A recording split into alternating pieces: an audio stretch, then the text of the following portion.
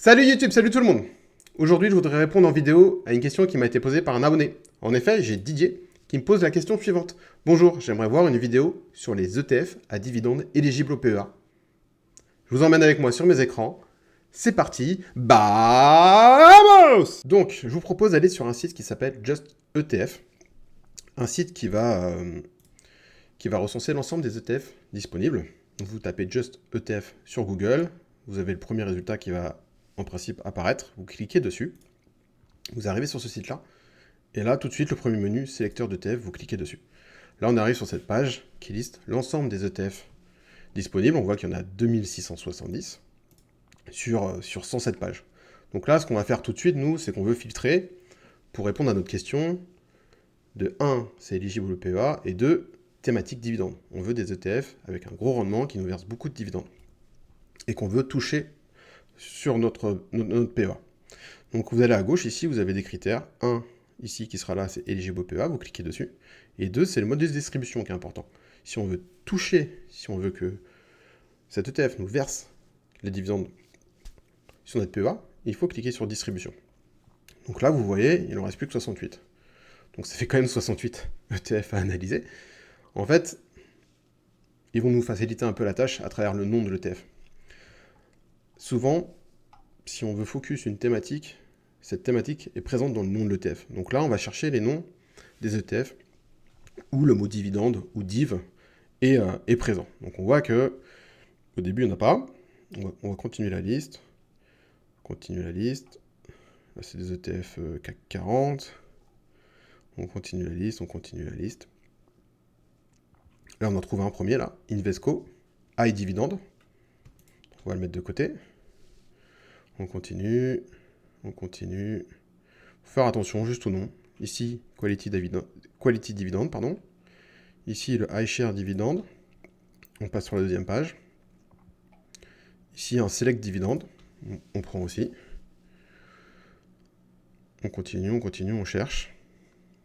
Faut bien faire attention aux noms, parce que les noms sont un peu pas faciles à lire. Il y a des termes en anglais, des termes en français. Et des fois, il y a des abréviations avec des choses entre parenthèses. Donc, il faut faire attention. Vous prenez votre temps. Et vous allez trouver l'ensemble des ETF. Ici, voilà, Eurodividende Aristocrate. Non. Et enfin, sur la dernière page, on a... Non, c'est plus des ETF thématiques. Donc là, j'ai trouvé déjà... Je continue hein, pour être sûr. Ah, il y avait celui-là, le Lixor ici. Donc là, voilà, j'ai trouvé 1, 2, 3, 4, 5, 6 ETF. Donc ce que je vous ai fait sur ces 6 ETF-là, je les ai comparés, je les ai mis dans un tableur. Et on se retrouve sur ce tableur pour l'analyse. A tout de suite. Donc voici, on est sur le tableur que j'ai fait, que vous allez pouvoir retrouver en description. L'idée évidemment c'est de répondre à la question qui m'a été posée par Didier. Quels sont les ETF thématiques dividendes éligibles au PEA? J'ai listé les 6 qu'on vient de trouver sur Just ETF. J'ai quand même quelques remarques à vous faire part.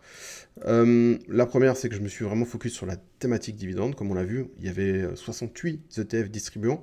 On a quand même été chercher dans ces 68-là ceux qui étaient thématiques dividende. C'est comme ça que j'ai compris ta question, Didier, et donc du coup, j'ai focus ces ETF-là. De manière générale, ces ETF-là sont quand même des ETF avec des frais de gestion un peu plus importants que des ETF capitalisants ou même d'autres ETF distribuants. Mais bon, après tout, il faut voir un petit peu ta stratégie à toi, ça c'est propre à toi. Si tu as décidé d'opter pour des ETF qui sont thématiques dividendes, c'est ton choix et je le respecte et je n'ai pas à juger ça. Mais voilà, sache que tes frais de gestion, plus ils vont être un peu élevés et plus dans le temps, ça peut forcément nuire à ta performance et peut-être nuire à ton rendement aussi. J'avais trouvé un ETF sur les pays émergents, mais je l'ai exclu, c'était vraiment sur l'Asie. Je ne l'ai pas mis, dans les Just ETF et je ne l'ai pas mis dans cet outil de comparaison derrière. Sache que c'est aussi peut-être une stratégie qui peut augmenter tes frais de transaction, je m'explique. C'est que, alors je ne te connais pas personnellement, je ne sais pas où t'en es de ton investissement en bourse, je ne connais pas ta stratégie. Mais vu que tu vas toucher pas mal de dividendes qui va être justement versés par tes ETF, derrière, si c'est pour les réinvestir, du coup, tu vas refaire des transactions. Et sache qu'à chaque transaction, tu as des frais. Donc là aussi, ça peut être une stratégie un peu plus gourmande en frais de transaction. Et sur le long terme, ça peut aussi un petit peu nuire à ta performance et évidemment à ton rendement. Mais ça, encore une fois, je pars du principe, peut-être tu le sais déjà, mais je préférais quand même le repréciser. Et attention à si on voudrait, euh, comment dire, appliquer cette stratégie aussi sur le compte titre. Attention, sur le compte titre, on peut avoir, enfin, c'est pas qu'on peut avoir, c'est qu'on a une fiscalité qui est différente du PEA, et à chaque fois que vous allez verser, enfin, vous allez toucher un dividende, on va avoir une imposition dessus. Donc attention à cette partie-là, qui dit imposition, on dit que votre dividende va forcément être un peu moins important. Il y a une partie qui va partir en taxe, et donc du coup, un peu moins intéressant sur le rendement aussi. Donc attention. Voilà, je voulais, avant de comparer ces 6 ETF, c'est des réactions que j'ai eues à chaud et que j'ai eu, que je me suis faites au fur et à mesure de ma recherche. Donc là, on va retrouver tous les, euh, tous les ETF qu'on a vus sur Just ETF. Hein. Le premier, c'était Invesco Eurostox, donc il est là. Donc ici, quand tu arrives sur une page, tu as des onglets, ça c'est bien foutu, mais tout de suite, tu vas trouver des infos qui sont assez intéressantes. Le code ISIN ou le ticker qui va te permettre, une fois sur ta plateforme, enfin sur ton courtier, de pouvoir rechercher cet ETF-là. Tu vas tout de suite voir les frais, tu vas tout de suite voir le mode de distribution, la réplication, ça j'en ai pas parlé, c'est intéressant, mais souvent c'est bien d'être sur des ETF qui ne sont pas synthétiques quand tu es sur des ETF à distribution. C'est-à-dire qu'ils vont répliquer exactement à la lettre l'indice de référence qu'ils suivent. Tu as la taille du fonds, donc ça c'est l'encours sous gestion finalement, et le nombre d'oppositions. Donc à combien tu as de lignes finalement, combien tu as de valeurs dans cet ETF. Là ici on voit qu'on en a 50. Donc tu peux descendre comme ça, donc j'ai repris toutes les valeurs. Hein. J'ai repris le cours, j'ai repris les frais, la méthode de distribution, la taille du fonds, j'ai repris leasing, j'ai repris le ticker, évidemment le nom, et je suis descendu un petit peu plus bas. Là la performance, j'ai pas pris en compte ça, parce que je pars du principe que tu es parti sur peut-être une stratégie de rendement. Mais la performance, tu pourrais aussi la regarder, c'est-à-dire que tu as des ETF qui vont peut-être parfois avoir un meilleur rendement, mais une performance au fil du temps depuis qu'ils existent qui est beaucoup moins intéressante. Donc je sais pas si tu veux jouer sur les deux, on va dire sur les deux facteurs, croissance plus rendement ou juste rendement. Mais du coup ça je l'ai pas pris en compte pour comparer les ETF. Et quand tu descends là, ce qui est important, sinon tu cliques directement sur, ça peut être position, c'est pas mal, ça te permet de voir quelles sont les 10 lignes les plus importantes. Donc là on retrouve des sociétés qu'on connaît, NJ, Crédit Agricole, Stellantis, Ruby, enfin voilà, on en connaît pas mal. Tu vas retrouver une répartition géographique aussi. Là, on voit que c'est assez bien diversifié entre les pays européens. Pareil en termes de secteur, tu peux retrouver les secteurs. Et surtout, nous, ce qui va nous intéresser, c'est le rendement. Et le rendement, j'ai été ici. Alors, tu vas voir qu'en fait, ici, ils font un tableur des 4 dernières années, où ils te disent le rendement. En termes de distribution, donc tu vois, en 2023, cet ETF a eu un rendement de 6%, ainsi de suite, sur toutes les années. Et là, ce qui est pas mal aussi intéressant, c'est de voir la fréquence à laquelle il te verse les versements. Donc là, on voit celui-là, il est tous les trimestres, parce que c'est 4 fois par an.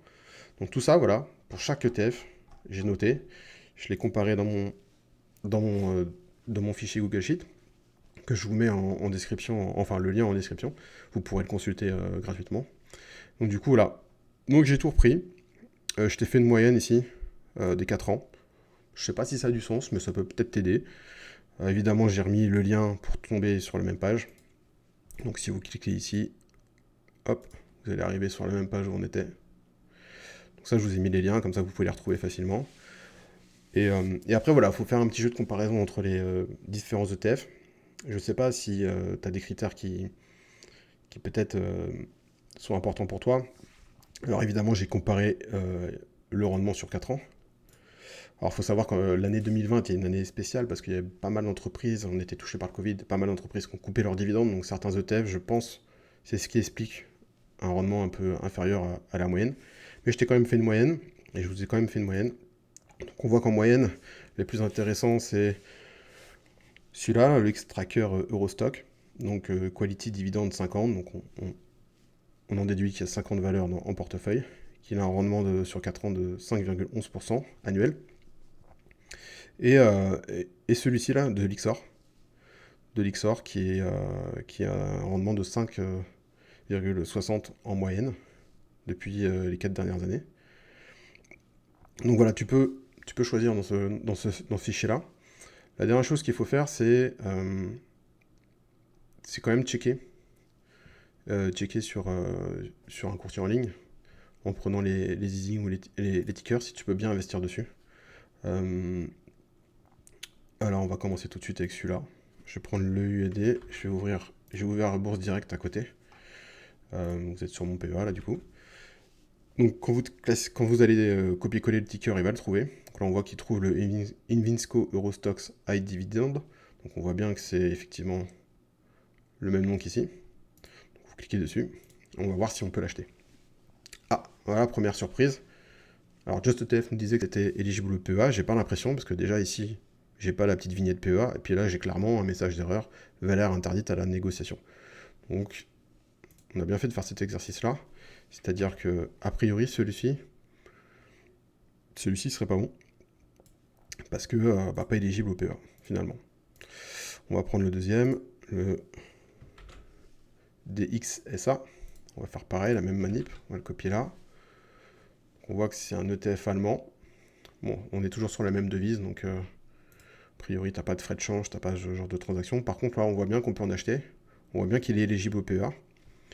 Donc voilà, le deuxième là peut être intéressant. En plus, s'il avait une moyenne sur 4 ans qui est pas mal, 5,11, il a un encours qui est assez intéressant, une réplication complète, et lui te verse mensuellement des dividendes.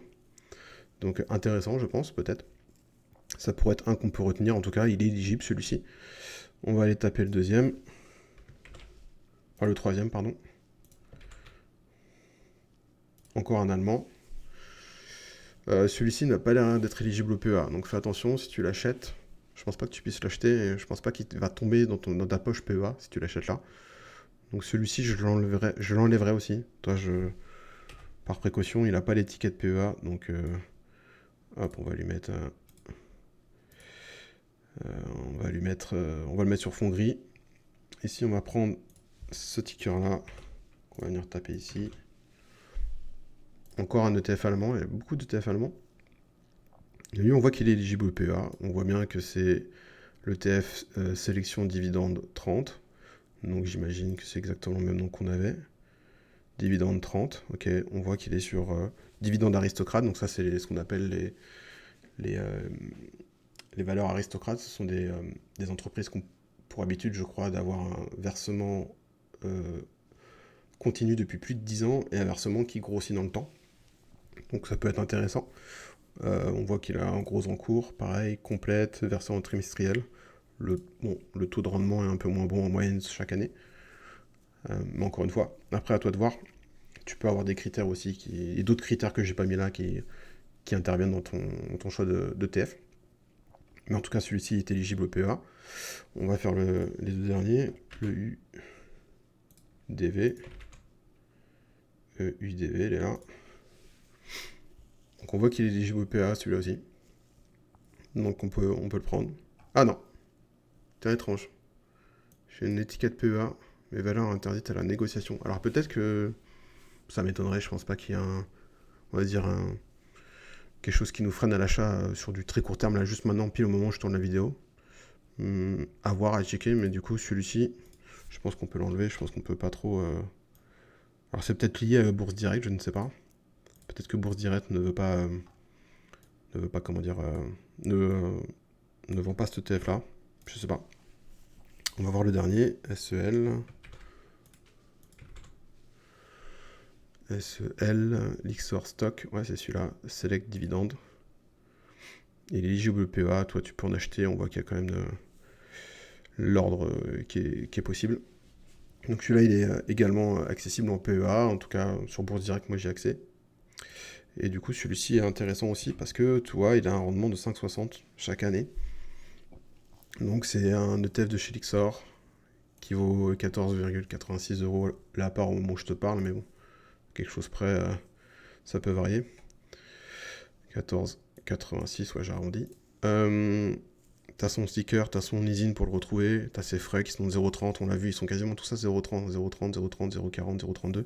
Ils sont quasiment tous à 0,30, il a un encours de 160, c'est pas le plus gros, mais c'est assez satisfaisant.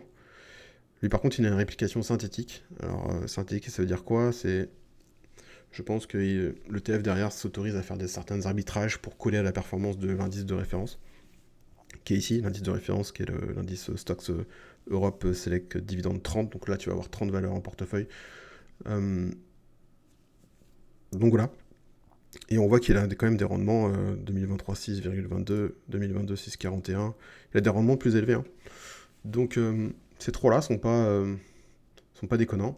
Si tu cherches vraiment le rendement et le rendement pur, c'est celui-là le meilleur sur les 4 dernières années. Voilà Didier, j'espère que j'ai répondu à ta question.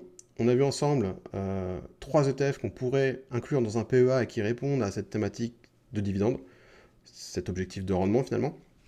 Donc voilà, j'espère que ma vidéo va t'aider. J'espère qu'elle aidera également plein d'autres personnes qui se posent la même question que toi. Et avant de vous quitter, voilà, je voulais vous partager cette page. J'ai créé une page sur Internet. C'est une page qui me permet de centraliser à la fois mes réseaux sociaux et mes offres. Et je pense plus tard peut-être d'autres liens qui pourraient être intéressants. J'ai mis les réseaux sociaux.